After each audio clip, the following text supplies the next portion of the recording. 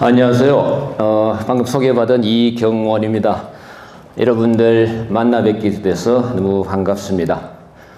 제가 교수 생활한 지 한 15년이 지났지만 이렇게 큰 오디언스들 앞에서 제가 마이크를 끼고 또 PPT 자료를 화면에 띄우고 강의해보기는 처음입니다. 저도 굉장히 생소한 경험인데 아무튼 여러분들과 함께 유익하고 생산적인 시간이 되기를 바랍니다. 지금 여러분들도 힘든 상황에 있으시죠?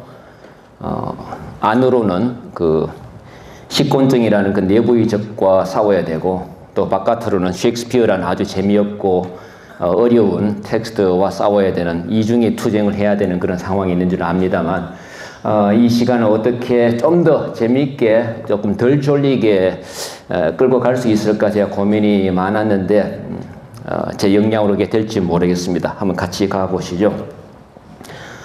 자, 이 고전 읽기에서 셰익스피어는 여러분이 아시다시피 굉장히 중요한 위치를 차지하고 있습니다.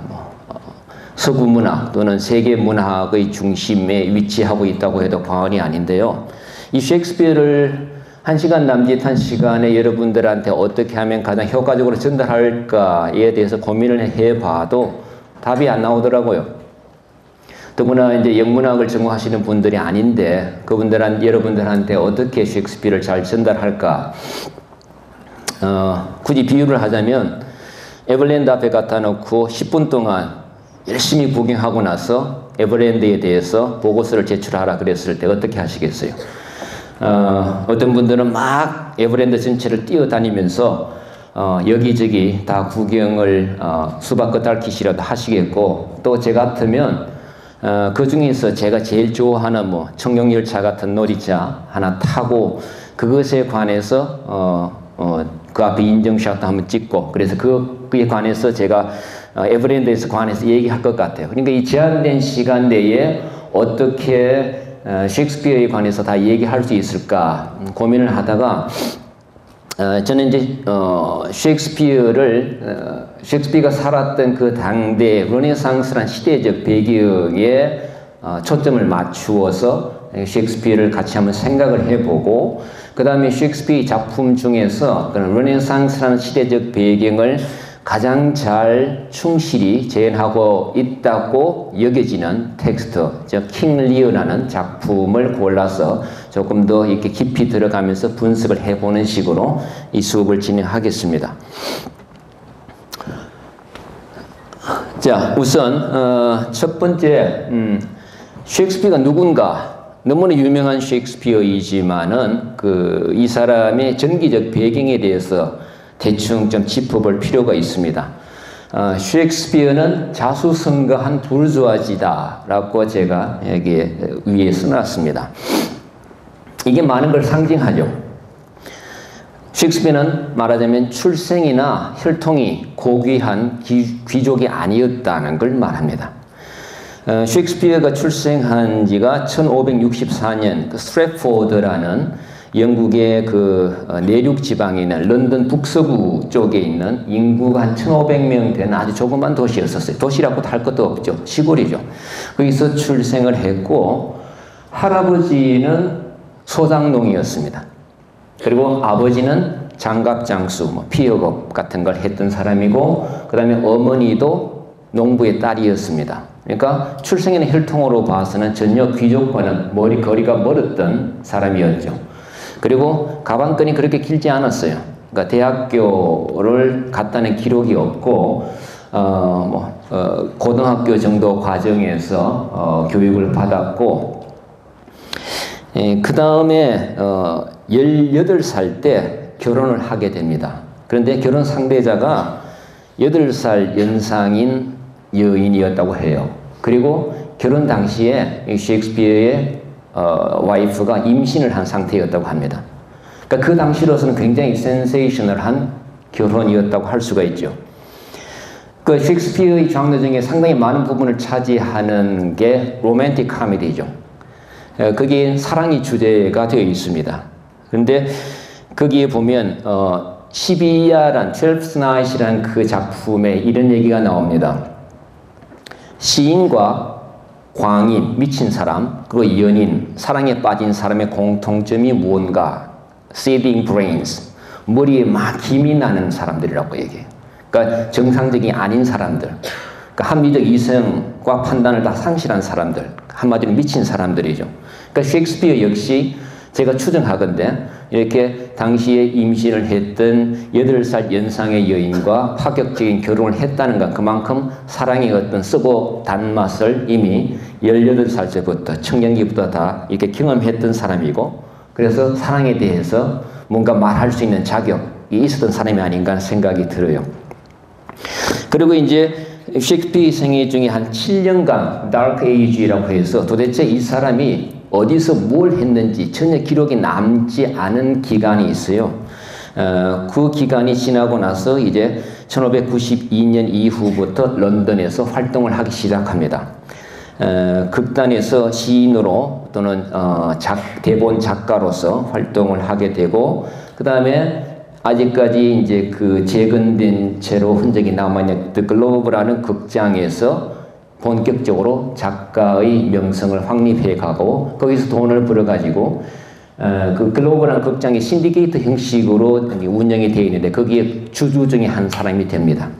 그래서 상당한 부를 축적해가지고 나중에 자기 고향인 스트랩포드로 다시 돌아가서 거기서 지주가 됩니다. 그리고 젠틀맨이라는 그런 자격 내지 칭호를 획득하게 되죠. 1616년에 사망하게 됩니다. 셰익스피어의 생애에 대해서 왜 제가 이렇게 말씀을 드리느냐 하면 자수성가했다는 거죠. 그러니까 부모로부터 어떤 출생이나 혈통에 의해서 부를 세습받은 것이 아니라 자신의 노력이나 능력에 의해서 말하자면 신분 상승을 했던 르네상스의 어떤 시대상을 대표하는 작가라는 거죠. 그러니까 르네상스라는 게 좀 이따 설명을 드리겠지만 그런 여러 가지 사회의 변화, 신분 이동이 굉장히 많았던 시대죠. 그러한 시대의 모습을 온몸으로 이렇게 보여준 사람 중에 한 사람이 바로 셰익스피어라는 거죠. 자, 그 다음에 셰익스피어 이름이 여기 쭉 나와 있는데 셰익스피어 이름이 요즘은 우리가 윌리엄 셰익스피어라고 이렇게 한 가지로 알고 있습니다만은 셰익스피어는 18세기까지가 기록을 쭉 보면 셰익스피어 이름이 하나가 아니에요. 출생증명서, 결혼증명서, 사망증명서에 나온 셰익스피어 이름이 다 다릅니다. 그리고 최초의 전집이라고 할 수 있는 2절판, The First Folio에 나오는 셰익스피어 저 이름이 지금 우리가 알고 있는 셰익스피어 이름이에요. 그리고 에디터들마다, 후대 에디터들마다 셰익스피어를 편집하는 사람들이 셰익스피어 작가의 이름을 다 다른 식으로 표기를 했어요. 이건 뭘 말하는 걸까요? 셰익스피어가 그 당대에는, 그리고 적어도 한 18세기까지만 하더라도 지금 우리가 알고 있는 세계 문학의 중심으로서 정전으로서의 셰익스피어의 그런 위치, 명망을 획득하지 못했다는 걸 의미하죠. 셰익스피어 당대에는 그냥 인기 있는 대본 작가였고 단역 배우였습니다. 그래서 부를 축적하고 나중에 셰익스피어가 후대에 여러 가지 셰익스피어의 위대함의 신화가 만들어지면서 지금 우리가 알고 있는 셰익스피어로 자리 잡게 되었다는 걸 의미하는 거죠. 윌리엄 셰익스피어는 이름도 한번 보세요. 셰익스피어. 창을 흔드는 사람. 뭐 굳이 얘기하자면 그렇습니다. 스피어가 창인데 르네상스 당시에 창은 남성의 성기를 상징하는 거였었어요. 그러니까 셰익스피어. 그 시기를 꺼내서 흔들고 다니는 사람. 우리식으로 하면 변강세. 이 정도입니다.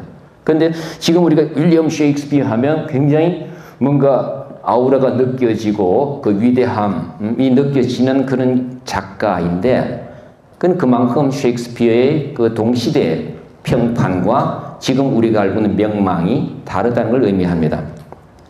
그래서 자, 셰익스피어의 위대함이 그와 관련해서 셰익스피어의 위대함이 과연 사실인가 신화인가 진짜인가 아니면 꾸며진 것인가에 대한 논란이 아주 많습니다. 셰익스피어 학계에서도. 셰익스피어를 접근하는 방식이 여러 가지 있죠. 문학 해석이라는 것은 전부 상대적이고 주관적입니다. 똑같은 텍스트를 두고 어떤 관점에서 보느냐에 따라서 그 텍스트의 의미가 완전히 달라지는 거죠. 그러니까 문학 해석에는 정답이 없습니다. 여러 가지로 해석이 될 수가 있는데 지금 요즘 최근에 셰익스피어 학계에서 얘기되는 게 어디에 중점을 두고 무게 중심을 두고 셰익스피어를 보느냐에 따라서 셰익스피어의 의미나 가치가 달라지죠.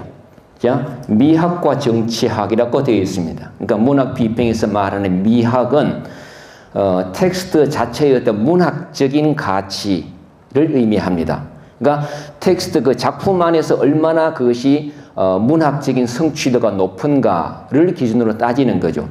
그 다음에 politics라고 얘기하는 것은 정치학인데 이건 뭐냐 하면 그 텍스트와 그 텍스트가 생산되고 유통되고 소비되었던 컨텍스트, 사회적인 역사적인 배경과의 관계에 초점을 맞추는 걸 얘기합니다. 그러니까 문학 해석의 기준이랄까 어프로치가 완전히 달라지는 거죠. 거기에 따라서 셰익스피어의 의미도 달라지고 또 하나는 셰익스피어의 정전성과 정전화라고 되어 있습니다. 정전성, 캐노니시티라는 건 뭡니까? 원래 셰익스피어가 위대했다는 거예요. 셰익스피어의 위대함은 셰익스피어의 그 문학 작품 속에 내재해 있다. 다시 말하면 그런 셰익스피어의 정전성을 강조하는 쪽이 있습니다. 그 반대로 셰익스피어는 캐노니제이션, 정전화되었다. 원래는 그렇게 유명하지는 않았는데 위대하지 않은데 후대에 다른 여러 가지 정치적인 이데올로기적인 요구나 이해관계가 개입을 하면서 셰익스피어가 영국의 민족 시인으로 또 세계 문학의 중심으로 이렇게 발돋움되었다. 정전화되었다는 거죠. 이렇게 완전히 셰익스피어의 가치에 대한 다른 접근을 하고 있습니다. 셰익스피어의 정전성이 원래 텍스트에 내재해 있었다라고 주장하는 쪽의 대표적인 학자가 누구냐 하면 해럴드 블룸이라는 사람인데 지금은 리타이 했지만은 예일대학 영문과의 석좌 교수입니다. 정말 영문학계에서는 굉장히 유명한 사람이에요. 그런데 이 사람이 The Western Canon이라는 저서에서 이런 얘기를 합니다. 셰익스피어는 위대하다.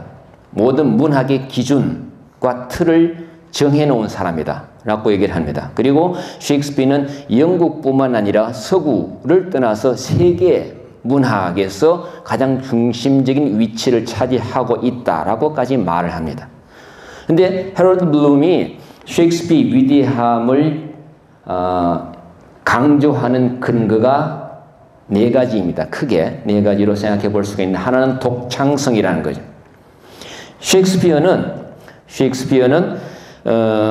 정말 모든 문학에서 나오는 거 다양한 캐릭터들이 셰익스피어가 다 창조했다는 거예요. Invention of the human, 인간성이 창조라는 말이 있어요. 이 사람이 쓴 말인데 그런데 셰익스피어의 말로 다양한 인간형, 그냥 타입, 캐릭터 그것을 다 창조했던 사람이다. 전무후무한 독창성의 작가였다. 말하자면 천재였다는 거죠. 그 다음에 두 번째가 보편성이에요. 그러니까 셰익스피어는 뭐 시대나 지역을 초월한다는 거예요. 동서고금, 남녀노소, 빈부귀천 여러 가지 어떤 지역, 시대, 뭐 젠더, 계급, 또 인종, 문화 그 모든 장벽을 다 초월한다는 거죠. 말하자면 16세기 말 영국인들이 느꼈던 그 셰익스피어의 의미나 가치가 이를테면 19세기 나이지리아 독자들이 읽었을 때도 똑같고 그리고 지금 21세기 한국 관객이나 독자가 봐도 똑같다는 거예요. 그 셰익스피어의 의미나 가치는 초역사적이다. 이것이 셰익스피어가 위대한 이유라고 얘기를 합니다. 그 다음에 세 번째가 중립성, 가치 중립성이라는 거죠. 그러니까 이데올로기로부터의 자유, 특정 계층이나 집단의 이데올로기 또는 가치 체계에서 자유롭다는 겁니다. 사심이 없다는 거죠. 그 다음에 네 번째가 양가성. 이건 뭔가 하면 셰익스피어의 텍스트에는 굉장히 의미가 복합적이고 다양한 의미가 들어가 있다. 예를 들면 같은 작품을 놓고 보더라도 어떻게 보느냐에 따라서 작품의 의미가 완전히 달라진다는 거예요. 그러니까 같은 작품을 두고 보더라도 페미니적인 그런 시각을 보더라도 이게 셰익스피어가 가부장제를 옹호하는 시인이 될 수가 있고 그 반면에 가부장제의 모순을 비판하는 시인으로 읽혀질 수가 있다는 거죠. 그러니까 셰익스피어의 의미나 가치가 이렇게 달라지는 그런 측면에서 셰익스피어가 위대하다는 거죠. 그런데 이 네 가지 기준이 또 그 반대 진영 쪽에서는 많은 비판을 제기합니다. 독창성? 아니다. 셰익스피어의 작품은 전부 다 고대 그리스부터 쭉 전해져 내려왔던 여러 가지 다양한 텍스트들, 그리고 셰익스피어의 동시대 유럽의 뭐 스페인이나 프랑스나 이태리 같은 그런 데서 전부 차용해온 거다. 셰익스피어가 창조한 캐릭터들은 셰익스피어 자신의 어떤 창조물이 아니라 다른 작가들로부터 빌려온 거다. 왜냐하면 그때는 카피라이트 개념이 없었죠. 그러니까 이게 표절이 하나의 문화적 관행이었습니다.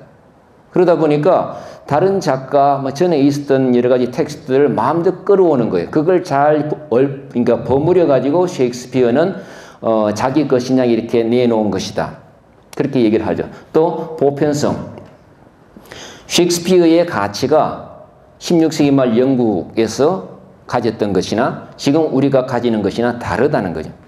한때는 셰익스피어가 동시대 영국인들의 이해관계나 목소리를 대변하였던 거지만 우리가 봤을 때 우리 21세기 한국 독자 입장에서 봤을 때는 셰익스피어는 영국 민족주의나 제국주의나 가부장제 같은 그런 억압적인 지배 이데올로기를 대변한 작가다. 이런 식으로 비판을 받는 거죠. 그리고 중립성, 이것도 마찬가지. 이데올로기로부터 자유롭지 않다. 오히려 그 이데올로기를 적극적으로 반영하고 재현한 작가다. 라고는 주장이 또 많이 제기되고 있습니다. 그리고 양가성 사실입니다. 그런데 이것은 셰익스피어가 천재였기 때문이 아니라 셰익스피어의 동시대 관객, 글로브라는 그 극장을 출입했던 그 관객들의 이질성 때문에 그렇다. 셰익스피어 당시에는 엘리트 문화와 대중문화가 분리되지 않았었어요. 요즘 엘리트 문화하면 예술의 전당에 나오면 세종문화회에 가서 넥타이 메고 가서 이렇게 점단 떨면서 비싼 티켓 사가지고 가는 거죠. 근데 그 당시에 셰익스피어 그걸 보러 왔던 영국의 동시대 관객들은 굉장히 계급적으로 성분이 다양했다는 거죠. 귀족들, 왕족들도 있고, 그 다음에 그런 지배계층들은 저기 발코니 위에서 이렇게 좋은 자리에서 내려다보고 있었지만 실제는 그라운드링스라고 입석 관객이 있었어요. 훨씬 더 많은 부분을 차지하고 있는데 그 입석 관객들 속에는 평민, 여러 가지 어떤 다양한 하층민, 뭐 군인들, 아니 범죄자들, 아니면 창녀들, 아니면 뭐 노숙자들, 그런 사람들이 술 마시고 들어와 가지고 막 소리를 지르면서 환호하면서 봤던 거죠. 그러니까 셰익스피어가 왕족으로부터 귀족으로부터 후원을 받고 또 그 당시에 어떤 정부로부터 여러 가지 검열을 당하지만 동시에 극장 수입의 가장 중요한 부분은 뭐예요? 중하층민이라는 거죠. 그러니까 특정 계층의 이데올로기를 셰익스피어가 편들거나 대변할 수가 없었다는 거죠. 그렇기 때문에 어쩔 수 없이 셰익스피어가 다양한 계층의 이해관계 속에서 줄다리를 하다 보니까 우리가 생각하는 양가적인 복합적인 의미를 가진 텍스트를 만들어낼 수밖에 없었다는 거죠.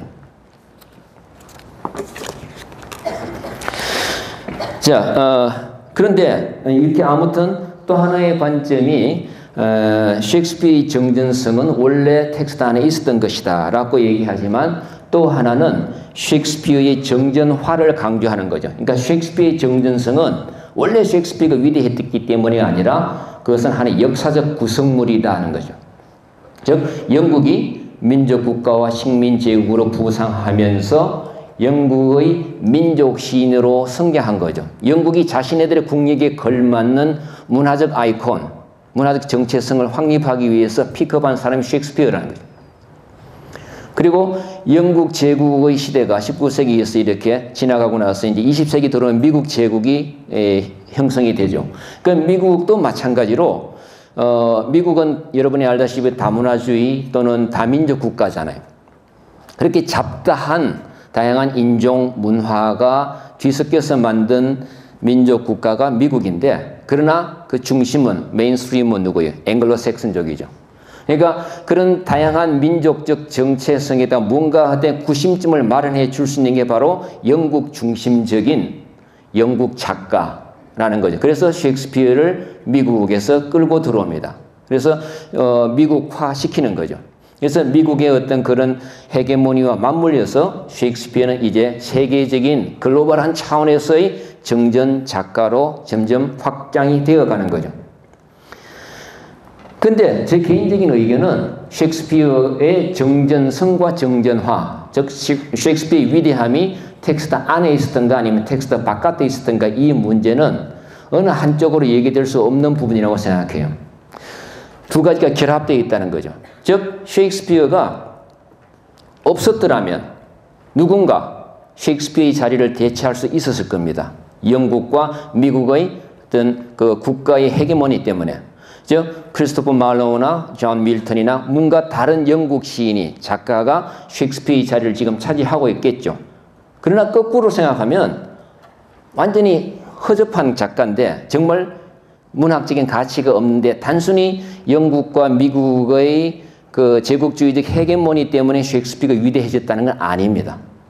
그러니까 원래 셰익스피어 자체가 위대한 요소를 갖고 있었고 그것이 컨텍스트의 텍스트 바깥의 어떤 요소에 의해서 더 위대하게 포장이 되고 자리매김이 된 거죠. 그러니까 그런 양면적인 시각을 우리가 동시에 가지면서 셰익스피어를 접근하는 것이 좀 총체적이지 않을까 하는 생각이 듭니다. 자, 그 다음에 셰익스피어를 르네상스와 한번 관련지어 생각해 봅시다. 오늘 강연 제목이 뭐죠? 셰익스피어, 르네상스와 인간의 재발견이죠. 그러니까 르네상스와 상관해서 셰익스피어가 어떤 작가인가? 여러분이 잘 알다시피 르네상스는 역사적 전환기입니다. 중세에서 근대로의 역사적 전환기이죠. 근데 그 르네상스를 규정하는 정의를 내리는 방식이 여러 가지인데 많은 사람들이 르네상스를 문해 부흥의 시대라고 얘기를 했습니다. 문해 부흥, 무엇을 부흥시키는 것인가? 고대 그리스 로마 문화, 즉 헬레니즘 문화를 부흥시키는 거라는 거죠. 그런데 고대 그리스의 헬레니즘 문화는 인간 중심적인 휴머니즘적인 문화였습니다. 중세 오랜 기간 동안에 그 중세의 암흑기는 기독교라는 이론론적인 가치관과 이데올로기가 지배했던 시대죠. 그런데 그 중세가 오기 전에 고대에는 그런 신본주의 시대가 아니라 인본주의, 인간 중심주의 시대였습니다. 그렇기 때문에 문해 부흥이 되었다는 것은 르네상스 시대에 그것은 다시 말하면 인본주의, 휴머니즘이 부흥이 되었다는 것을 의미합니다. 다시 말하면 중세 기독교라는 그 절대적인 이데올로기로부터 탈피하기 시작한 것이 바로 르네상스라는 거죠. 또 르네상스의 중요한 특징 중에 하나가 민족주의, 민족의식의 발흥을 얘기할 수가 있습니다.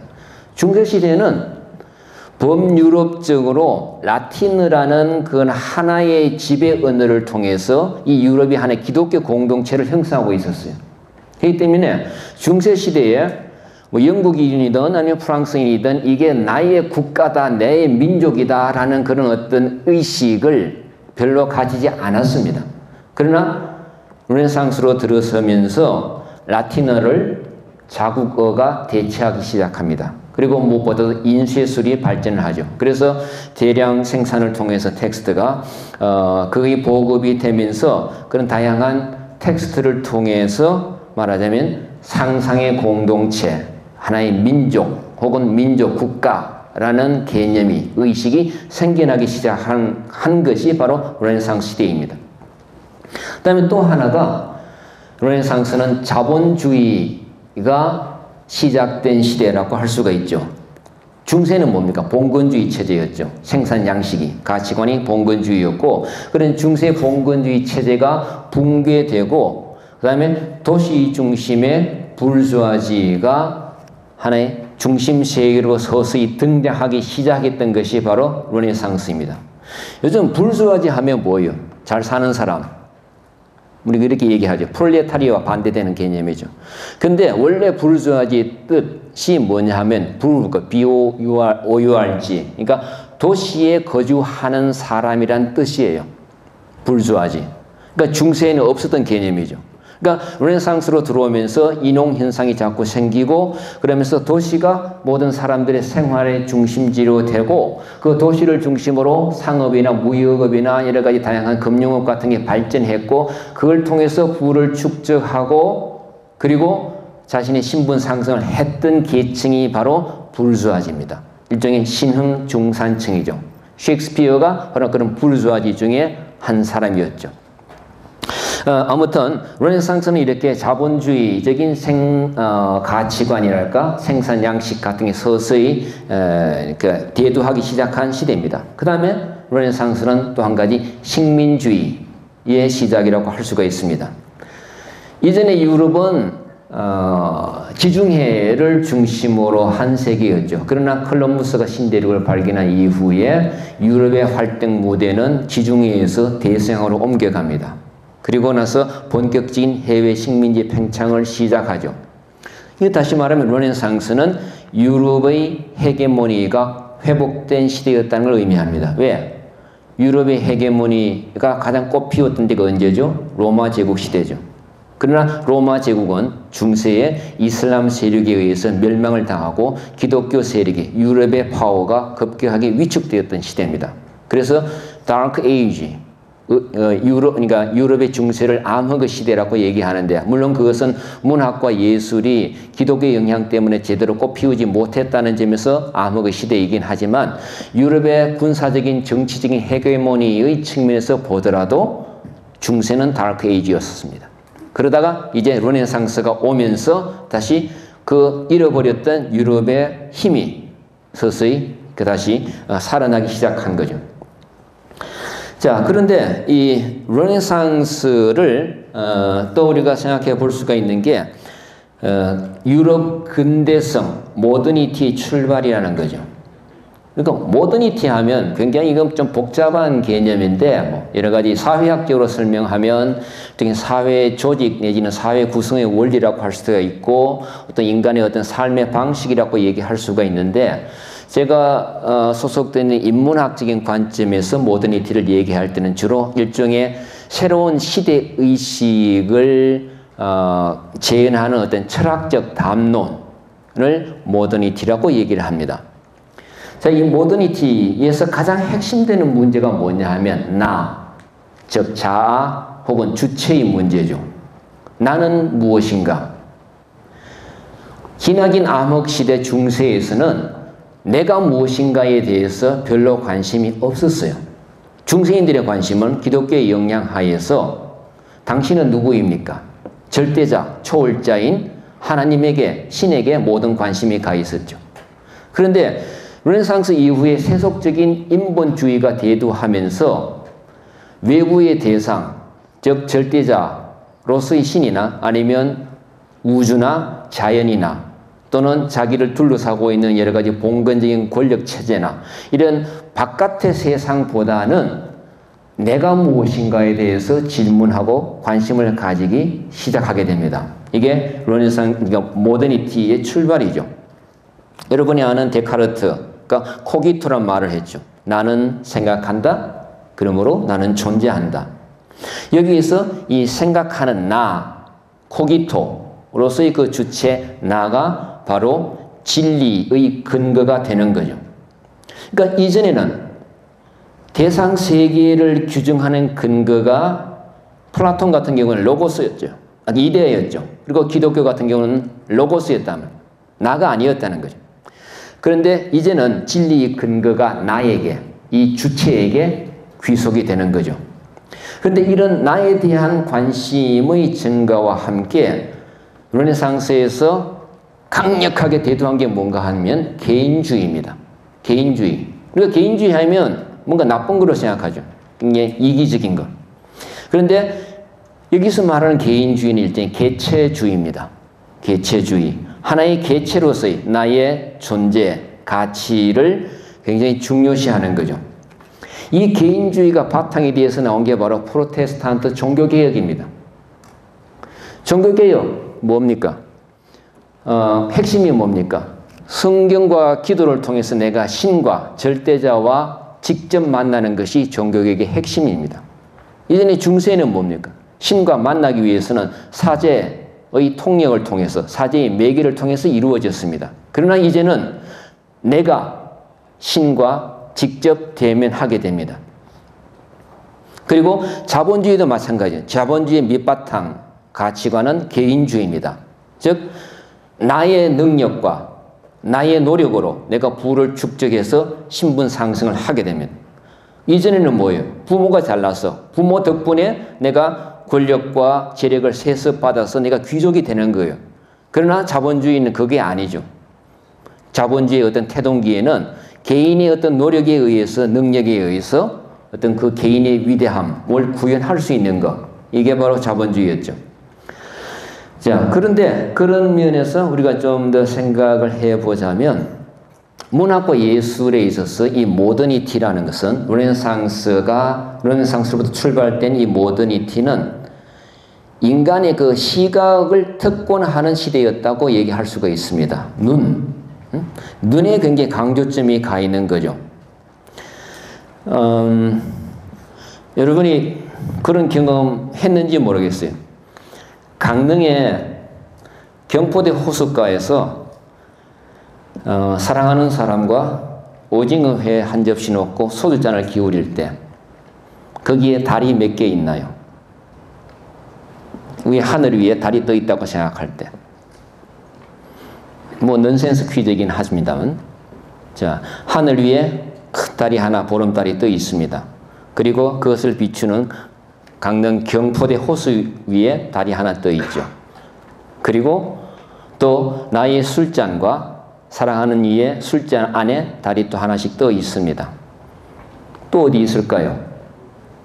나의 눈동자 속에, 그리고 내가 바라보는 그의 눈동자 속에도 달이 하나씩 떠 있습니다. 굳이 또 하나 더 찾자면 오징어회를 담은 접시 위에 일그러진 달이 하나 있겠죠.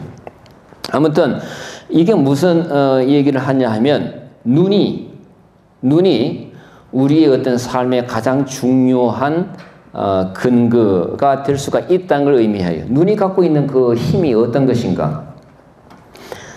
여러분은 우주의 신비에 대해서 생각해 보셨어요? 우주의 신비. 영혼이란 개념 또 생각해 봤나요? 가령 영원 전부터 영원까지 시간이 계속 되는데, 가령 기독교에서 얘기하는 그 창세기, in the beginning, 태초에 하나님이 천지를 창조하시냐고 얘기했을 때 그 태초란 개념 한번 생각을 해보세요. 태초라면 그 태초 이전에 그럼 뭐가 있었겠는가? 이전에. 그리고 영원한 생명을 누린다고 하죠? 그러면 크리스천들이 영원한 생명을 누린다고 할 때 그럼 언제까지? 영원까지. 언제까지? 계속되는 그 영원이란 그 개념. 그러니까 영원에서 영원까지는 그 모순적인 개념. 우리 인간적인 시간의 개념은 이해가 안 되는 거죠. 그런 영원이란 시간적인 영원성 속에서 우리의 존재는 정말 한순간 한 찰나입니다.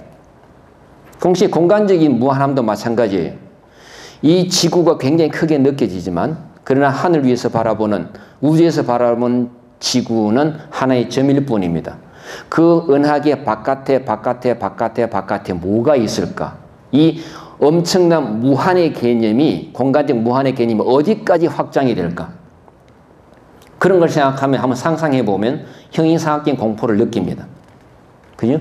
그러니까 그 무한한 우주 속에 나는 하나의 점이 됩니다. 그런데 희한한 게 그런 시간적인 무한함, 시간적인 영원성, 그 다음에 공간적인 무한함을 인간이 이성적인 능력으로 상상하고 설명을 합니다. 그 무한한 우주를 인간의 눈으로 바라보는 거죠. 그러니까 이게 뭐냐 하면 인간이라는 존재가 그렇게 한없이 미약하고 보잘것없는 존재일 수도 있지만 거꾸로 얘기하면 그 엄청난 영원과 무한을 상상하고 설명할 수 있는 엄청난 이성적인 능력을 가진 존재이기도 하는 인간의 양면적인 존재입니다. 그런데 중세에는 인간을 그렇게 절대자 앞에 또는 대자연 앞에 너무나 초라한 연약한 존재로만 인식을 했죠. 그러나 르네상스에 들어가면서부터, 근대가 출발하면서부터 인간은 자기 스스로를 그런 무한과 영원을 상상할 수 있는, 설명해 낼 수 있는 합리적인 능력 있는 존재로 인식을 바꾸기 시작합니다. 그러니까 르네상스 시대에는 눈이 영혼의 창문 역할을 하다 보니까 천문학이 굉장히 발전을 하지. 여러 가지 과학 기술이 발전하고 그리고 또 구상예술로 불리는 회화, 조각, 연극 전부 시각과 관련된 예술이 발전을 합니다. 이슬람이나 기독교 같은 이론론적 사회에서는 청각 문화가 발전해요. 항상 절대자의 말씀을 귀로 들을 뿐이에요. 그래서 시나 음악 같은 게 더 발전을 합니다. 청각적인 문화. 그러나 이런 인간 중심적인 르네상스 시대부터 근대에 오면 시각적인 문화가 더 발전을 하게 되는 거죠.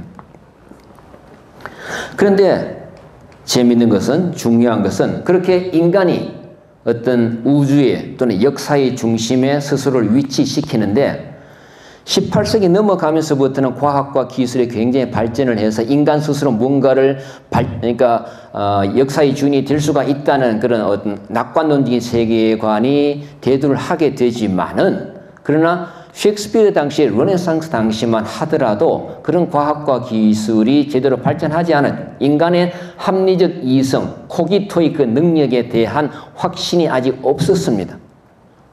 그렇다 보니까 르네상스 문학을 지배했던 정서가 뭔가 하면 불안감입니다. 모더니티 출발로서의 르네상스는 인간의 능력에 대한 예찬, 환희 이런 게 아니죠. 오히려 회의와 불안과 두려움이 르네상스 문학의 밑바닥에 자리 잡고 있습니다. 즉 신의 역할을 대신하려는 인간의 어떤 형이상학적인 두려움, 이게 르네상스 문학의 주제가 되고 있는 거죠. 르네상스를 비극의 황금시대 중에 하나라고 얘기를 합니다.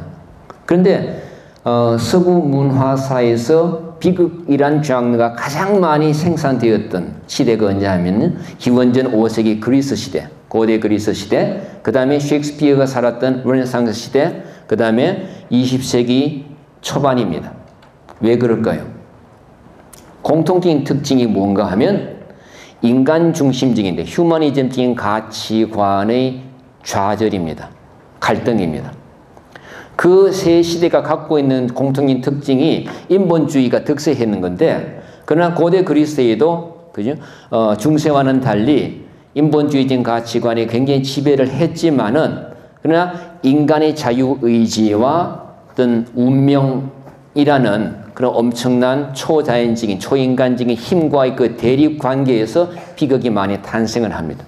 비극이 존재하기 위해서는 이원론적인 갈등이 있어야 됩니다. 갈등이 없으면 비극이 없죠.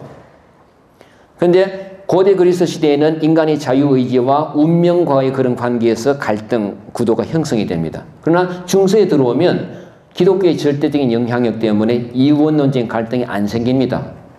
인간의 생사화복, 내가 즐겁든 슬프든 내 고통이나 기쁨이나 모든 것이 신의 섭리가 되어버린 거예요. 저 위의 탓으로 다 돌려버리는 거죠. 그런데 르네상스에 들어오면 신본주의와 인본주의, 그 기독교와 휴머니즘 사이에서 이원론적인 갈등이 전개가 되는 거죠. 그러다 보니까 그게 비극이 탄생을 합니다. 이 갈등은 화해 불가능한 파국으로 치닫습니다.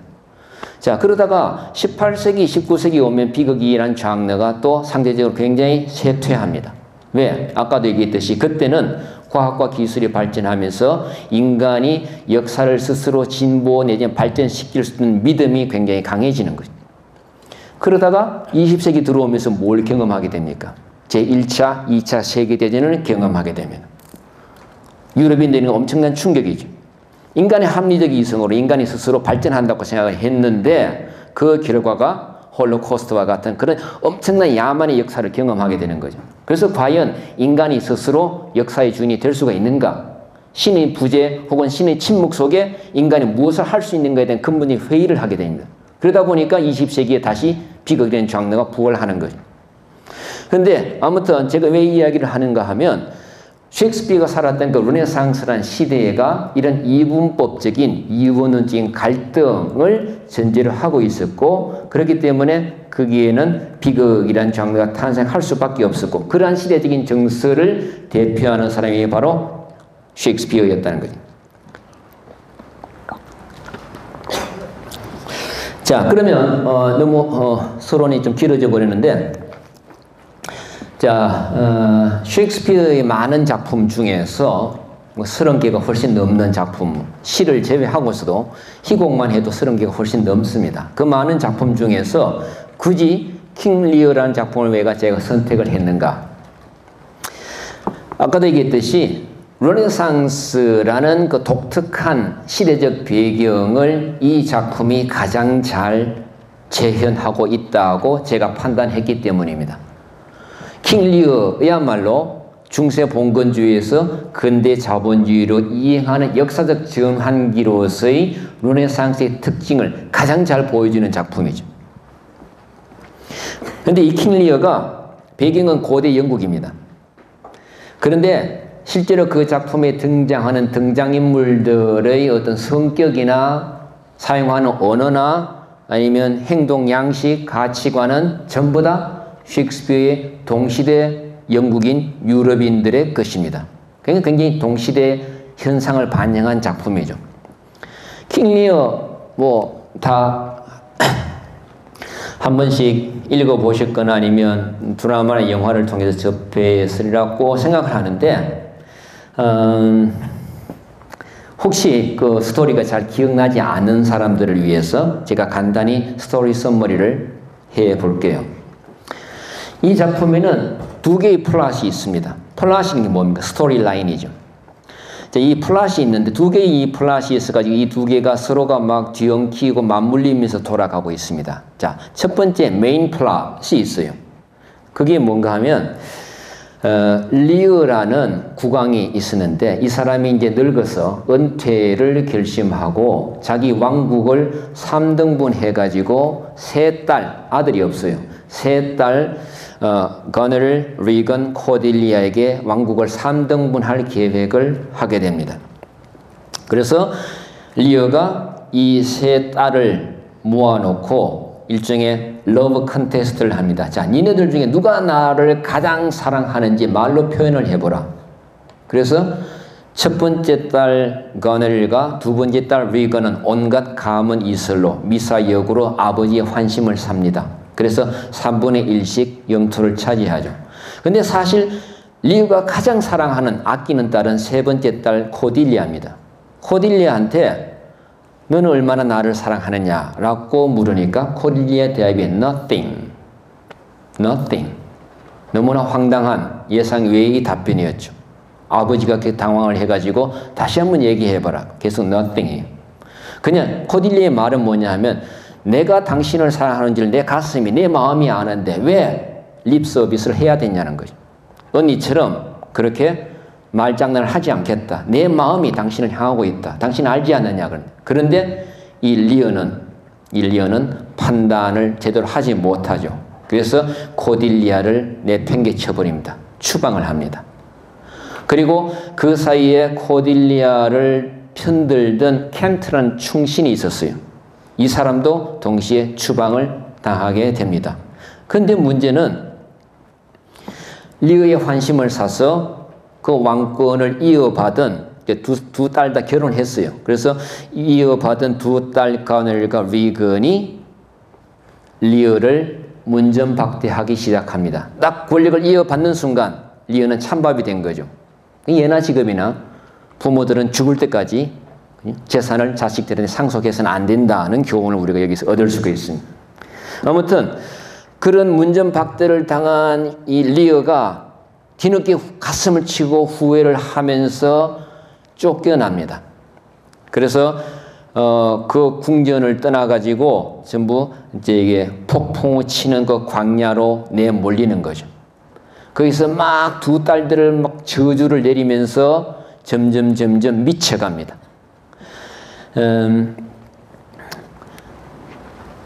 그런데 그 상태에서 코딜리아가 어디로 추방이 되었냐 하면 코딜리아를 사랑하던 프랑스 국왕이 코딜리아를 데리고 갔는데, 그러니까 프랑스에서 공주가 된 거죠.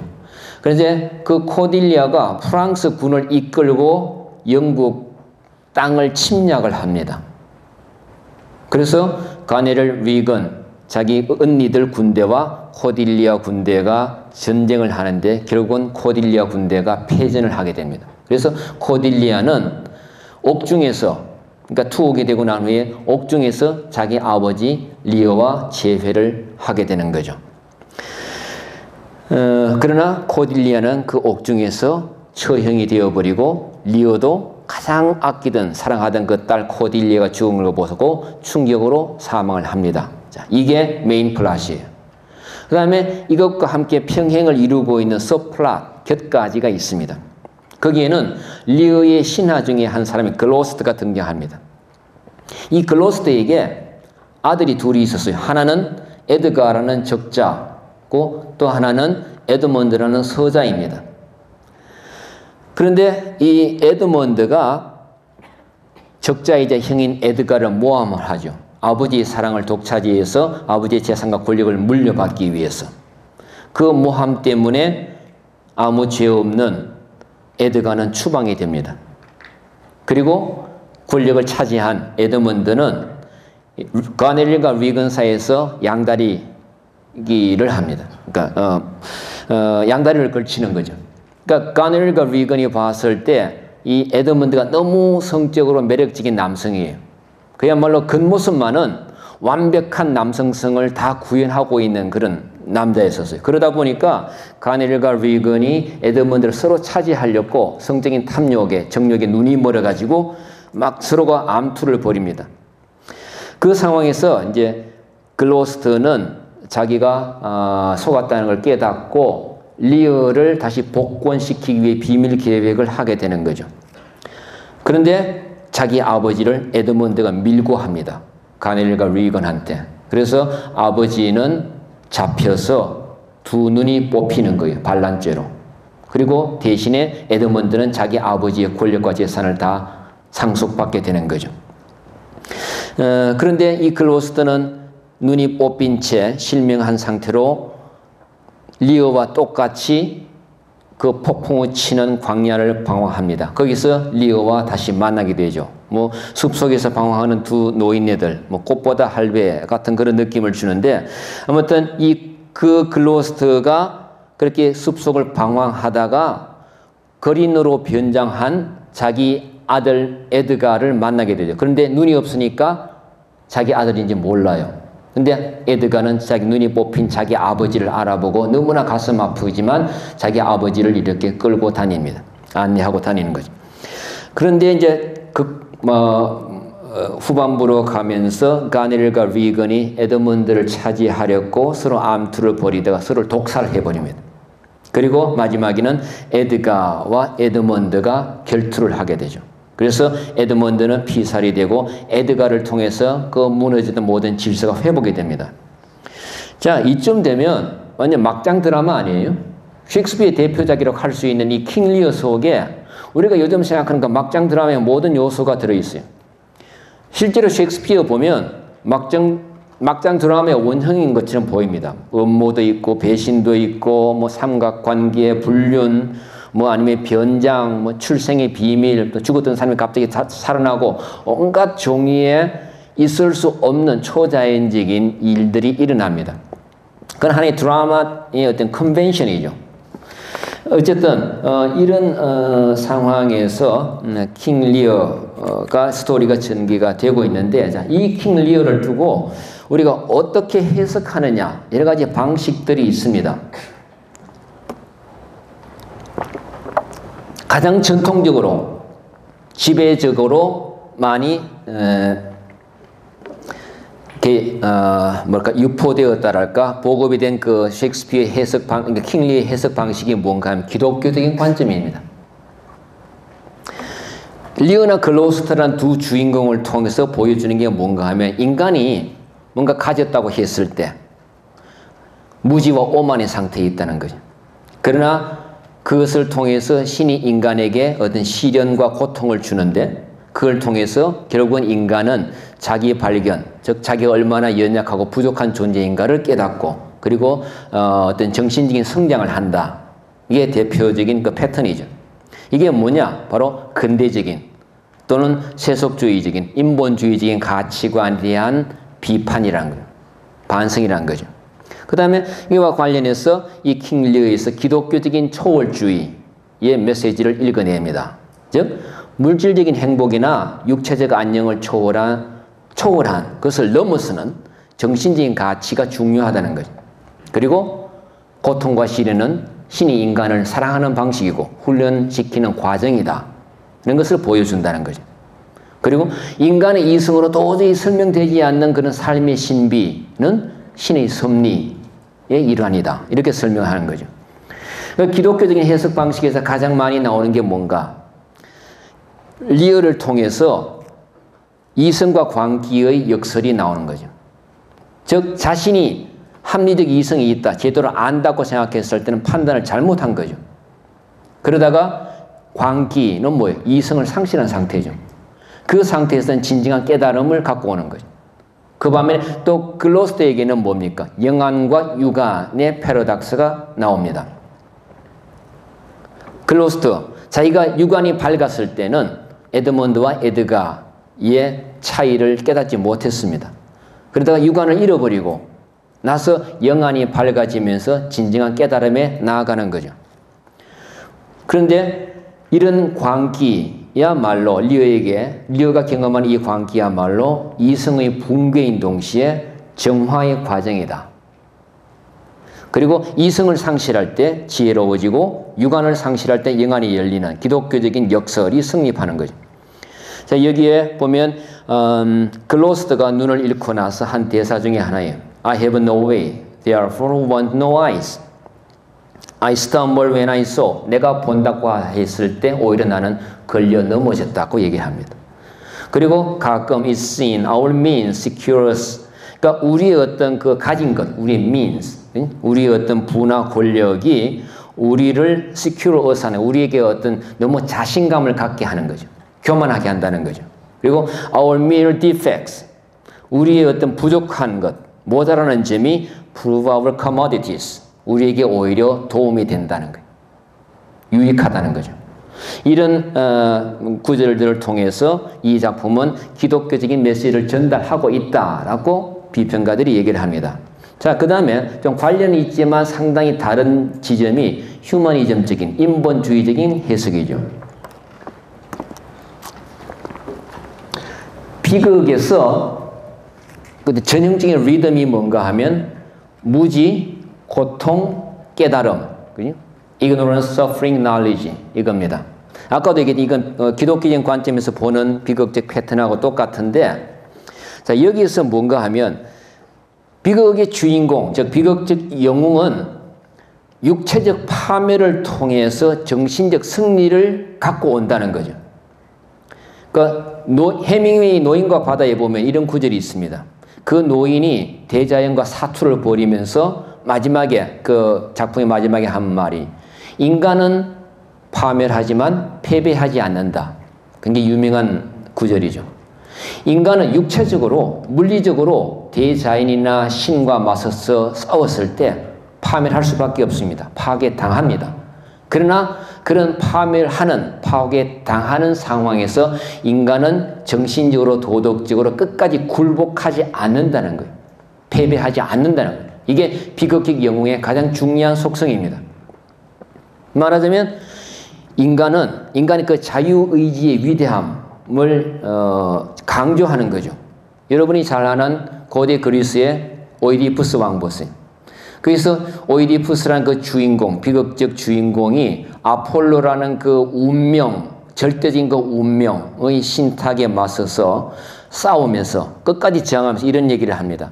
자기는 그 운명의 힘 때문에 아버지를 살해하고 어머니와 잠자리를 같이 하는 도저히 용서받을 수 없는 죄를 지었고, 그것 때문에 자기 어머니의 브로치를 꺼내가지고 자기 눈을 막 찌릅니다.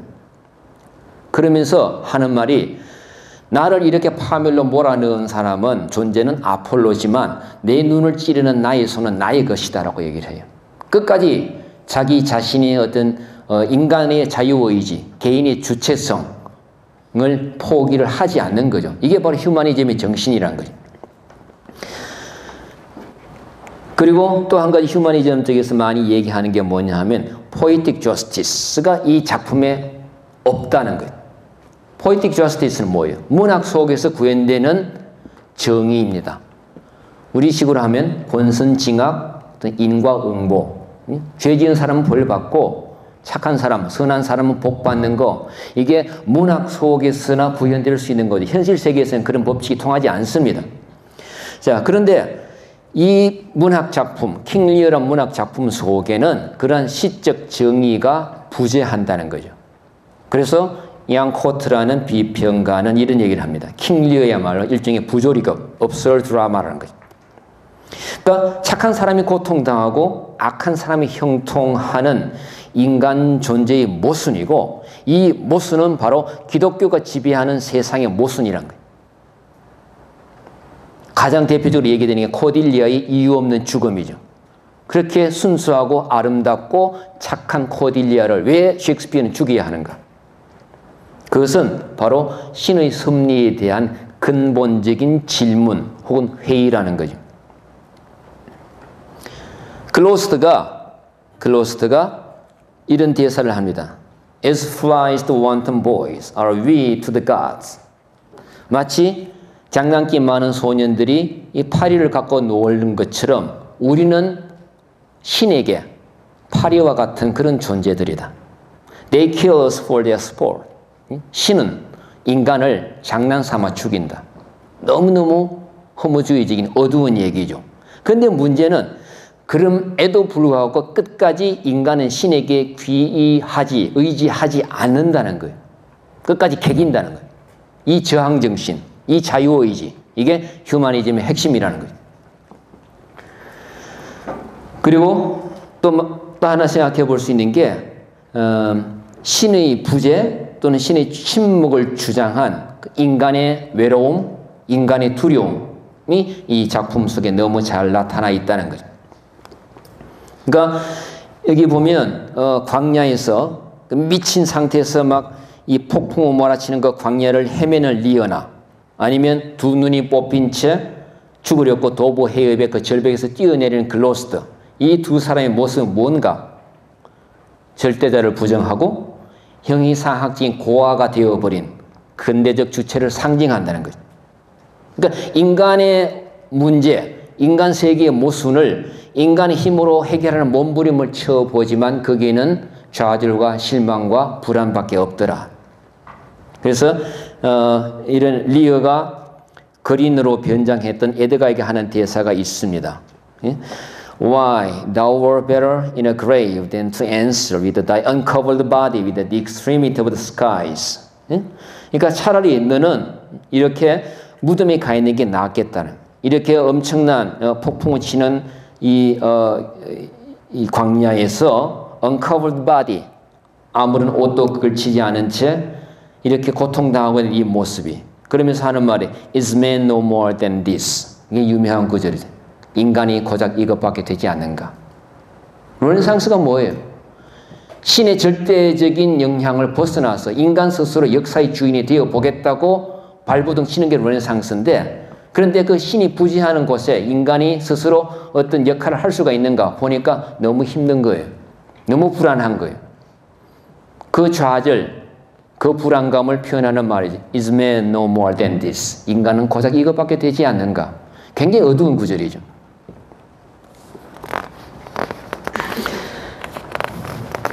자, 이런 식으로 휴머니즘이라는 가치를 이 작품에 투영시켜서 해석을 해봅니다. 자, 또 중요한 것이 신역사주의적인 관점에서 이 작품을 접근하는 겁니다. 역사주의적인 관점에서 봤을 때 이 작품은 상반된 가치관의 충돌을 보여주고 있다. 어떤 가치관입니까? 아까 얘기했듯이 중세 기독교적인 봉건주의와 근대의 세속적인 인본주의적인 자본주의 사이의 충돌인 거죠. 기독교적인 봉건주의적인 세계관을 대표하는 게 뭔가 하면 The Great Chain of Being입니다. 위대한 존재의 고리.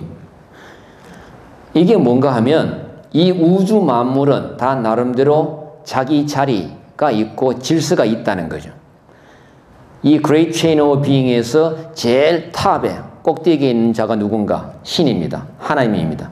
그 밑에 천사가 있어요. 천사들 중에도 등급이 있습니다. 천사 밑에 인간이 있습니다. 인간 사이에도 남성과 여성, 귀족과 농민 여러 가지 어떤 등급이 있죠. 인간 밑에 뭐가 있는가? 동물이 있습니다. 동물 중에 왕이 사자죠. 동물 밑에 식물이 있는데 식물의 제일 아름다운 게 장미입니다. 그런 식으로 우주 만물 속에 있는 그 하이어라키, 위계 질서를 강조하는 것이 The Great Chain of Being인데 중세 기독교 사회에서는 나에게 주어진 그 자리, 그 플레이스, 그 포지션에 만족하고 감사하며 살아가는 거예요. 그 포지션을, 그 플레이스를 넘어서려고 하는 것. 그러니까 인간이 신이 되려고 한다든가 아니면 평민이 귀족이 되려고 한다든가 이러면 그거는 뭐예요? 신의 뜻에 어긋나는 거죠. 용납이 안 됩니다. 그러니까 중세의 그 오래긴 기나긴 세월 동안 이런 가치관 때문에 봉건주의, 기독교가 유지가 되어 온 거죠. 그런데 이제는 아니죠. 르네상스부터 시작된 자본주의 세계, 인본주의 세계에서는 그게 아닙니다. 그런 인간을 욕망을 추구하는 주체, 권력을 획득하는 주체로 인정하는 개인주의적인 가치관이 대두하는 거죠. 그러한 가치관을 대표하는 사람이 바로 에드먼드입니다. 에드먼드 우리가 아까 자기 형이자 적자인 에드가를 모함해서 아버지의 권력을 빼앗는 사람인데 정말 어떻게 보면 악의 화신이에요. 정말 나쁜 놈이에요. 그러나 에드먼드의 대사 속에서 에드먼드의 행동 속에서 상당히 르네상스적인 가치를 우리가 발견하게 됩니다. 에드먼드의 대사가 뭔가 거기 보면 기나긴 대사가 있는데 Now nature, 그러니까 nature가 여기서는 대문자 nature로 제가 그 미스프린트가 되었습니다. 그러니까 자연의 여신에게 기원하는 그런 일종의 기도죠. 그런데 여기 내용이 뭔가 하면 그 자연의 여신에게 이런 얘기를 합니다. 왜 자기가 plague of custom이 뭐예요? 어떤 관습의 저주. 이게 바로 뭔가 하면 장자 상속제랄까 아니면 서자를 차별하는 제도죠. 그것 때문에 왜 내가 이렇게 불이익을 당하고 나의 권리를 박탈당해야 하는가? 고작 자기 형 에드가에 비해서 한 12달 정도 늦게 태어났을 뿐인데 그리고 왜 나를 바스타드, 호로 자식이라고 욕하는가? 그 자기가 신체적으로 봤을 때 몸이나 그러니까 체격이나 외모나 훨씬 더 멋있는 거죠. 그리고 자기 마음도 훨씬 더 남자답고 그런데 정말 여기 보면 온갖 얘기가 다 나옵니다. 자기는 불륜으로 낳은 자식인데 그렇기 때문에 오히려 그 아버지의 그 에너지가 왕성할 때 자기를 낳았기 때문에 자기 체격이나 성격도 형보다 더 낫다는 거예요. 근데 자기 형 에드가 같은 경우는 할 수 없이 지루한 부부간의 그런 의무방어전 속에서 태어난 자식이기 때문에 정말 바보 같은 놈이다. 근데 왜 내가 바스타드라고 욕을 먹어야 하는가? 그러면서 하는 말이 그 대사의 제일 마지막 부분에 보세요. 에드먼드 베이스, 이 비천한 에드먼드는 shall stop the legitimate. 적자, 에드가 위에 올라서리라. I grow, I prosper. Now God stand up for bastards. 엄청난 선언문입니다. 일종의 매니페스토입니다. 이 악의 화신으로서 에드먼드가 아니라 그 당시에 차별과 소외를 당했던 모든 사람들에게 신분 상승을 꿈꾸고 있는 마이너리티들에게 아웃사이더들에게 이 에드먼드의 대사는 엄청난 어필을 하는 거죠. 그러니까 에드먼드의 대사가 보여주는 게 뭡니까? 인간의 인간다움, 인간의 고귀함은 출생이나 혈통이 아니라 뭐예요? 능력과 노력에 의해서 좌우된다는 거예요. 인간성, 휴먼 네이처와 사회 질서는 주어진 것이 아니라 만들어지는 것이다. 엄청나게 혁명적인 발언이죠. 중세의 모든 기독교적인 봉건주의인 세계관의 정면으로 도전하는 스테이트먼트입니다. 자, 그 다음에 시간이 없으니 조금 점프를 하죠. 마르크스주의적인 관점을 우리가 생각해 볼 수가 있습니다. 마르크스가 나름대로 비극 이론을 제시를 했는데 마르크스가 생각한 비극은 무언가? 어떤 한 영웅의 야망과 그가 사는 시대 사이의 불일치, 이것이 비극의 조건이라고 생각했습니다. 다시 말하면 비극이라는 것은 어떤 계급 혹은 그 계급을 대표하는 한 개인의 역사인식의 부재에서 발생한다. 뭔가 리어와 글로스트가 이 작품의 주인공이죠. 그런데 이 리어와 글로스트는 사회 변화에 대한 어떤 감각이 없다는 거예요. 지금 이 시대는 엄청나게 변화하고 있는데 중세에서 근대로 봉건주의에서 자본주의로 엄청나게 사회가 변천하고 있는데 그 사회 변화에 대한 인식이 전혀 없기 때문에 여전히 중세적인 방식으로 살아가려고 하고 있기 때문에 이 사람들은 비극을 맞이할 수밖에 없다는 거예요. 그게 비극적 주인공의 조건이 됩니다. 그런데 마르크스주의 비평가들은 이런 얘기를 합니다. 그러한 무지 속에서 출발하지만 리어와 글로스트는 각성, 깨달음을 갖게 되는데 그 각성이 뭔가? 바로 이데올로기적 각성이란 것. 즉 마르크스주의자들의 얘기대로 계급의식을 획득하게 된다. 이렇게 봅니다. 왜? 원래 부르주아지, 그러니까 가진 자로서의 귀족의 그 탐욕과 자기 연민을 갖고 있었던 자들인데 리어와 글로스트가 그것을 다 극복하고 작품을 이렇게 진행이 되면서 그 폭풍 치는 광야에서 고통과 시련을 겪으면서 뭘 얻게 되느냐? 사회적 약자, 하층민, 그 마이너리티의 고통과 소외에 대해서 동정하고 또 분노를 합니다. 여기 두 가지 그 대사가 있죠. 첫 번째 건은 리어의 대사고 두 번째 건은 글로스트의 대사입니다. 시간이 없어서 좀 생략을 하도록 할게요. 이게 뭐냐 하면 여러분이 곰곰이 한번 읽어보면 그 당시에 가진 자들, 권력과 재력을 독점하는 자들의 그 허례 허식, 위선, 탐욕, 이런 통렬한 비판이 나와 있습니다. 그리고 글로스트가 또 강조하는 게, 리어도 그렇고 글로스트가 강조하는 게 뭐니? 잉여, 사회적 그 부가, 이 자본이 특정 계층에게 독점되고 있다는 거예요. 걔네들은 먹고 쓰고 남아 도는데 나머지 대다수들은 뭐예요? 제대로 그것을 부의 분배가 제대로 이루어지지 않으니까 너무나 고통당하고 있는 거예요. 그래서 distribution이라는 말이 나오죠. 부의 재분배. 이 문제를 제기를 합니다.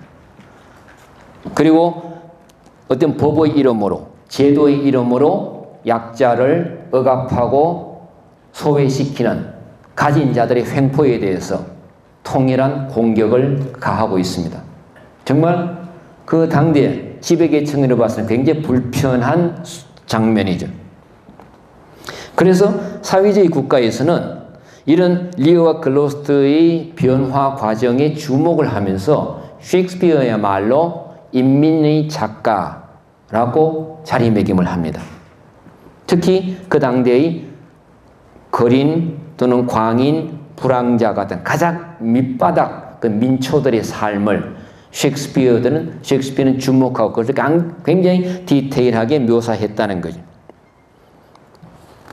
자, 막스주의적인 입장에서 그렇게 해석을 하고 마지막으로 페미니즘과 정신분석학에서 셰익스피어를 보는 방식도 재미있습니다. 자, 페미니즘. 셰익스피어는 한편으로 봤을 때 페미니즘 진영 내에서도 한편으로 봤을 때 굉장히 가부장적인 작가예요. 여기 특히 가넬과 리건을 성적인 탐욕에 가득 차서 굉장히 관능적인 그런 이기적인 여인으로 묘사를 하는데 그런 여성 혐오적인 시각은 셰익스피어의 가부장적인 시각이 반영된 거다 이렇게 보는 거죠. 그리고 그 반면에 또 셰익스피어는 일종의 원형적 페미니스트다라고 보는 비평가들도 있습니다. 왜? 여성은 항상 남성 중심의 역사, 정치, 사회라는 공적 영역에서 소외되어 있었죠. 상대적으로 여성은 부재하고 상대적으로 여성은 침묵했습니다. 그런데 셰익스피어에 와서 비로소 여성이 하나의 스피킹 서브젝트를 말하는 주체로서 등장을 합니다. 그래서 남성의 그 공적 영역, 퍼블릭 스피어에 여성이 발을 내딛는 거죠. 그런 모습을 거넬과 리건 그리고 코딜리아를 통해서 보여주고 있다는 거예요. 근대적 주체적인 여성의 모습을 셰익스피어는 재현하고 있다. 그렇기 때문에 셰익스피어는 원형적 페미니스트다 라는 해석이 가능해지는 거죠. 그 다음에 정신분석학적 입장에서 여러 가지 이런저런 얘기를 많이 합니다. 그러니까 코딜리아와 리어의 관계에 주목을 해가지고 코딜리아는 리어의 딸인 동시에 리어의 아내이고 리어의 엄마이다. 이 작품에서 리어의 아내, 즉 코딜리아의 어머니는 부재합니다. 아버지만 있죠. 대부분 셰익스피어 작품에서 그런 경우가 많습니다. 그런데 리어는 코딜리아와 자기 남은 여생을 같이 살겠다고 그러면서 코딜리아의 무릎을 베고 편안하게 그렇게 살겠다고 하는데 그것은 딸로서뿐만 아니라 아내로서 또는 엄마로서 코딜리아에게 근친상간적인 욕망을 갖고 있었다라고 해석을 하는 거죠. 그리고 이제 결국은 그런 욕망의 대상이 있는 코딜리아가 나중에 죽게 되잖아요. 그렇게 되니까 리어가 광기에 빠지게 되는데 코딜리아를 상실하고 또 나중에 코딜리아가 죽게 되고 그 과정은 뭐니까? 어머니의 상실, 어머니의 부재로 인한 유아적 좌절과 분노의 표현이다. 이렇게 해석을 합니다. 또 한 가지 재미있는 해석은 이 작품은 남성성, 마스큘리니티 비극이라는 거죠. 귀족 가부장제 가정에는 어머니가 부재합니다. 물리적으로는 존재하지만 사회적으로는 부재하는 거죠. 모든 관계의 원천, 중심이 아버지가 됩니다. 근데 여기서 리어와 글로스트는 가부장제 사회에서의 실패한 아버지의 모습을 보여준다는 거죠. 특히 리어는 그 마스큘리니티, 남성성에 대해 굉장히 집착과 강박관념을 보여주고 있습니다. 초반부에 보면 리어가 가장 두려워하는 게 우는 거예요. 여성다운 모습. 그러니까 이 사람은, 리어는 우는 게 여성적인 거라고 생각한 거죠. 그렇기 때문에 그 딸들에게 문전박대를 당하면서 또는 그 폭풍을 치는 광야를 방황하면서 울지 않으려고 발버둥을 칩니다. 나 울지 않을래, 울지 않을래. 왜? 쪽팔리니까. 남자로서, 아버지로서. 울지 않으려고 그렇게 발버둥을 치다가 마지막에 가면 뭔가 하면 인간은 전부 이 세상에 울면서 태어났다. 그 눈물을 받아들입니다. 그리고 우는 법을 배웁니다.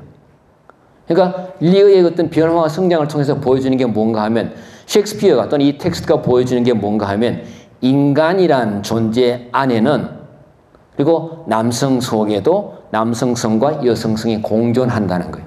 남성에게 남성성만 있고 여성에게 여성성만 있는 게 아니라는 거죠. 그런데 그 공존하는 여성성을 부정하고 억누르려고 하는 그 남성성의 비극이 바로 이 킹 리어다라고 해석을 하는 거죠.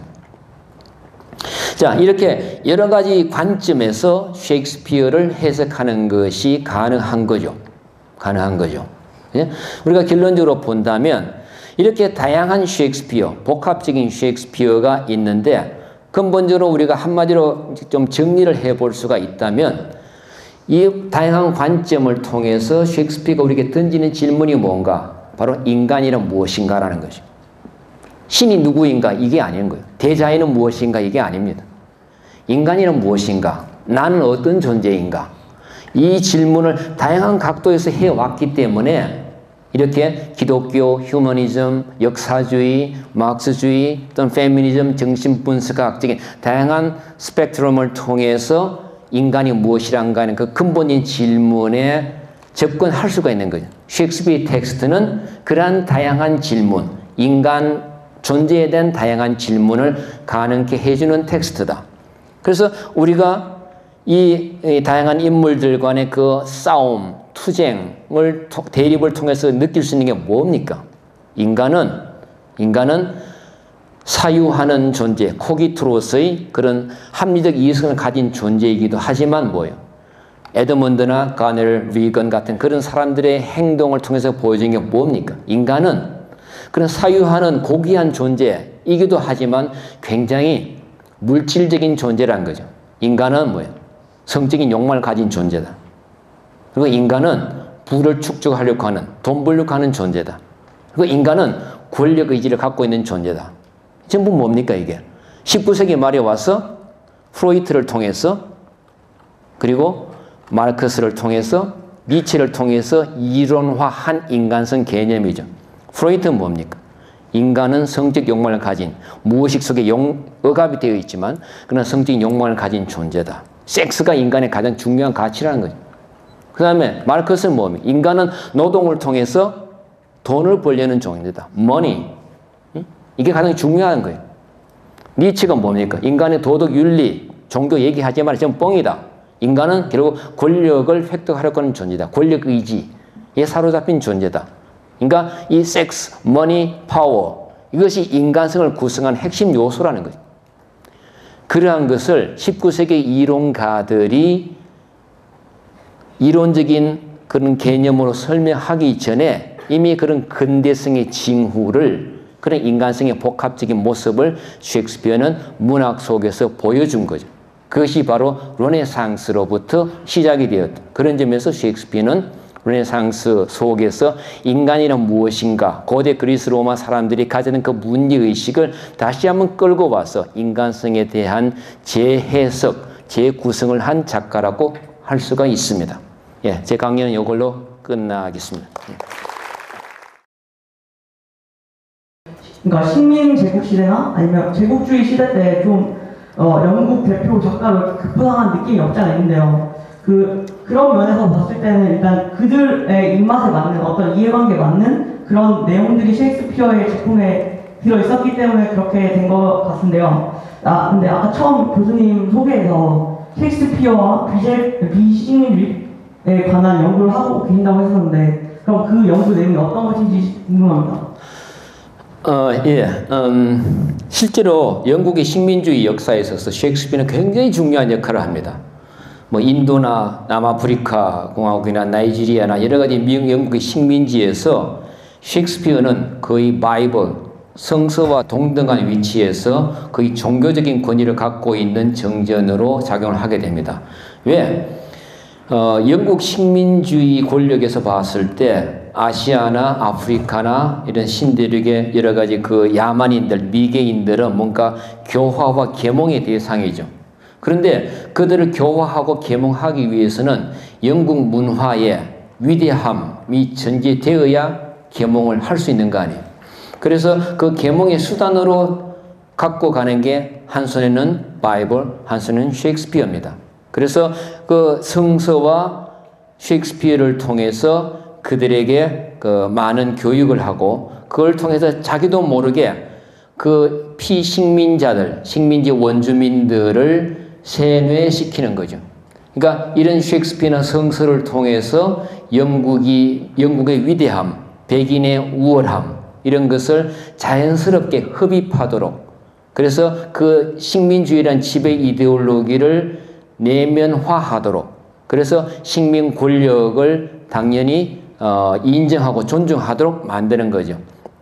그러니까 이게 문화 제국주의라고도 얘기를 하는데 이러한 요소가 사실은 물질적인 차원에서 정치적으로 경제적으로 군사적으로 억압하고 침탈하는 것 못지않게 굉장히 큰 파급 효과를 갖고 오는 거죠. 지금 이 시대의 탈식민주의 시대에도 여전히 그 식민지의 유산이 그 문화적으로 식민화되어 있던 정신적으로 식민화되어 있던 그 요소들이 남아있기 때문에 사실 힘든 거예요.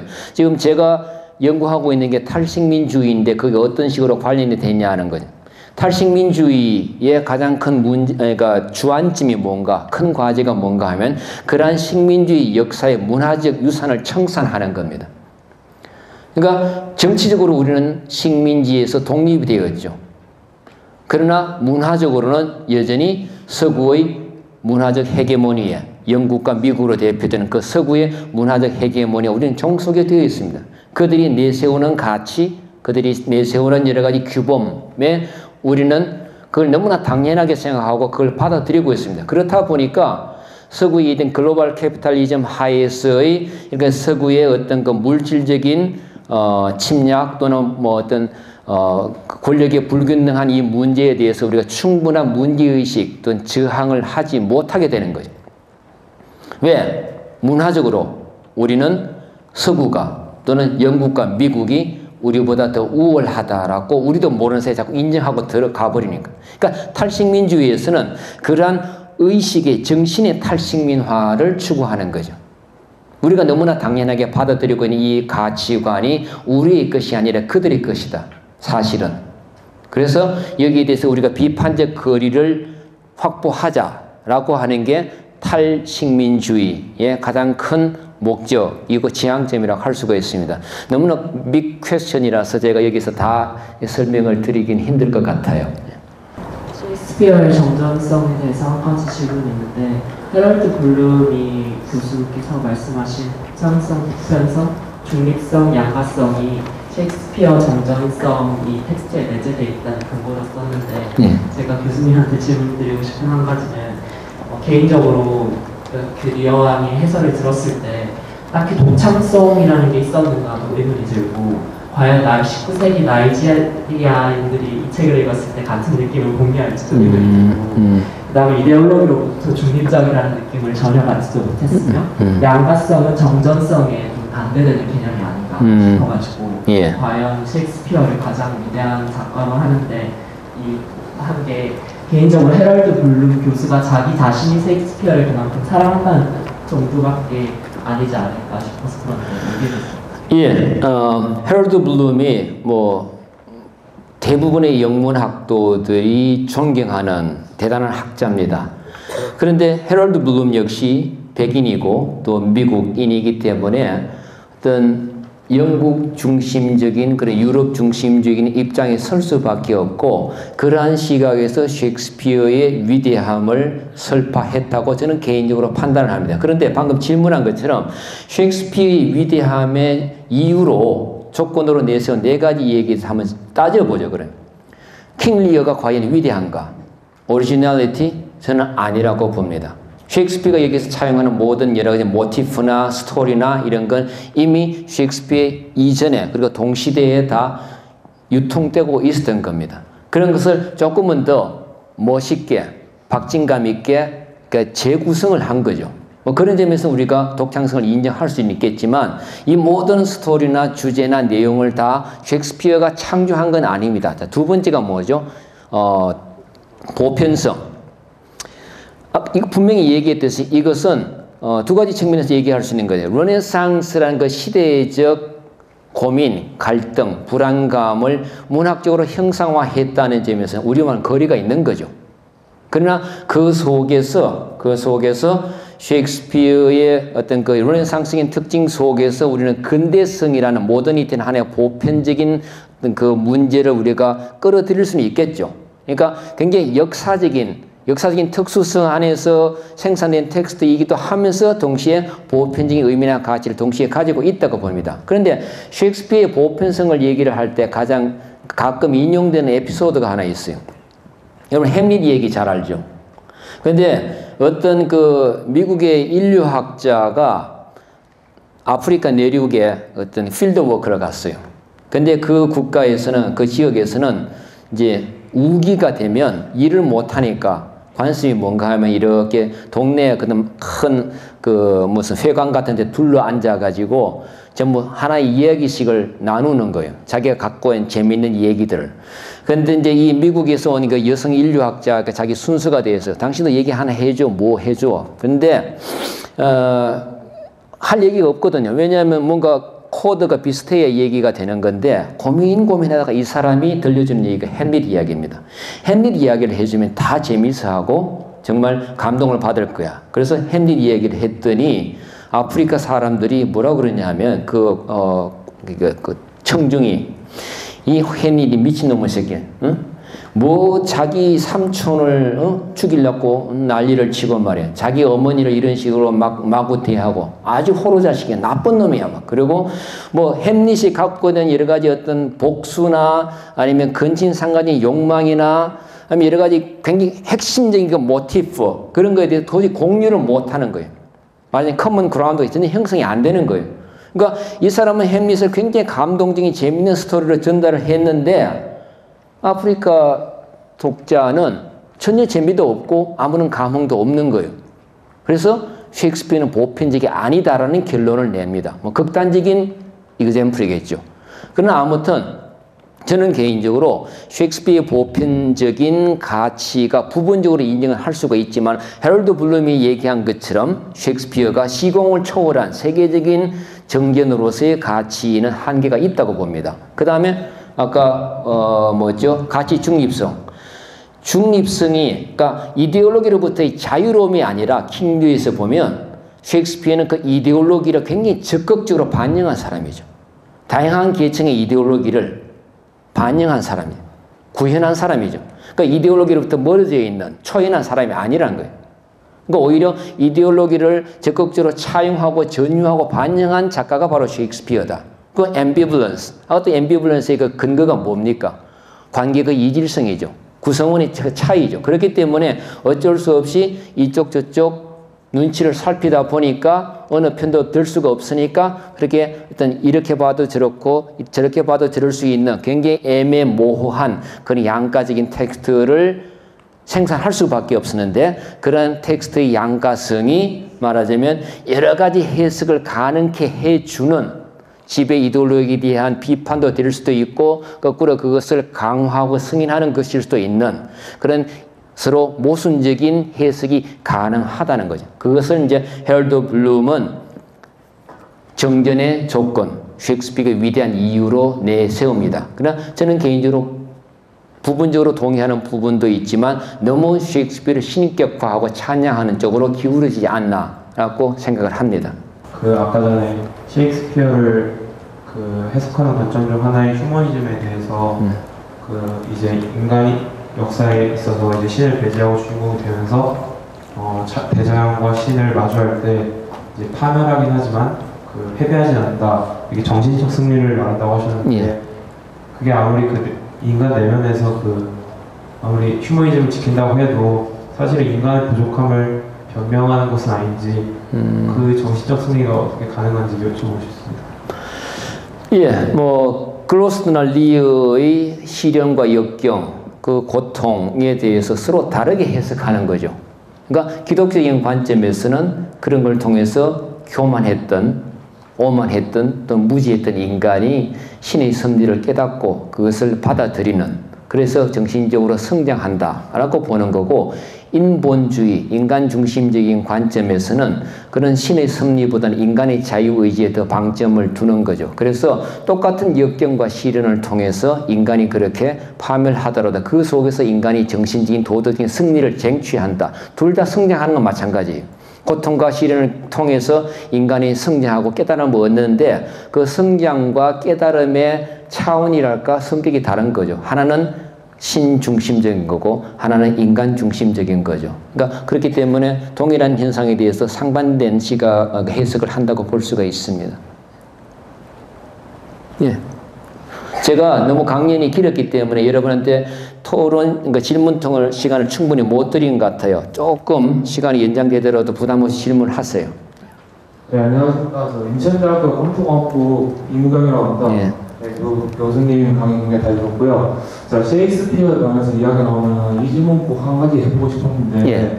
셰익스피어가 이름이 굉장히 특이하고 역사에 한획을 끈 인물임에도 불구하고 정보가 굉장히 없으면 예. 이름도 출생지나 이런 거 좀 다양한 가능이 많다는 점이 있었는데 예를 한 방송 봤었을 때 셰익스피어는 실존 인물이 아니라 그 영국이 제국주의나 이런 문화 자본 그 주인공을 만들어내기 위해서 만들어진 가상의 인물이다라는 설이 있었습니다. 예.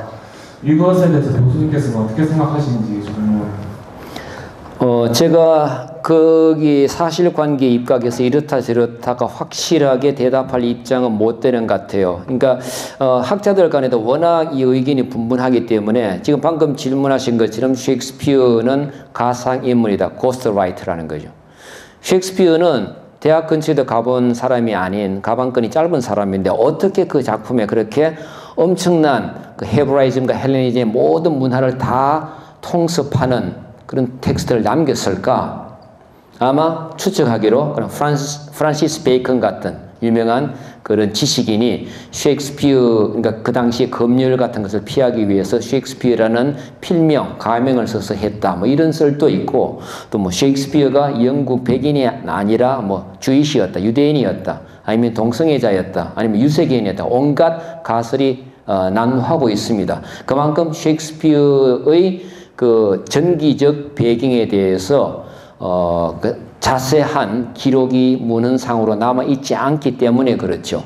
그리고 그것은 또 한편으로 보면 셰익스피어의 그 위대함에 대해서 설명할 수 있는 근거가 없는 거예요.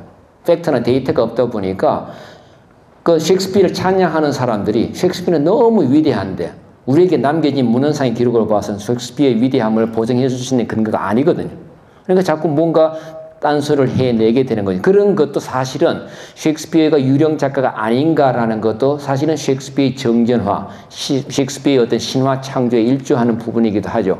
그러나 그게 사실관계에 얼마나 부합하는가 하는가는 제가 여기 이 자리에서 대답하기 힘든 질문이라고 생각을 합니다.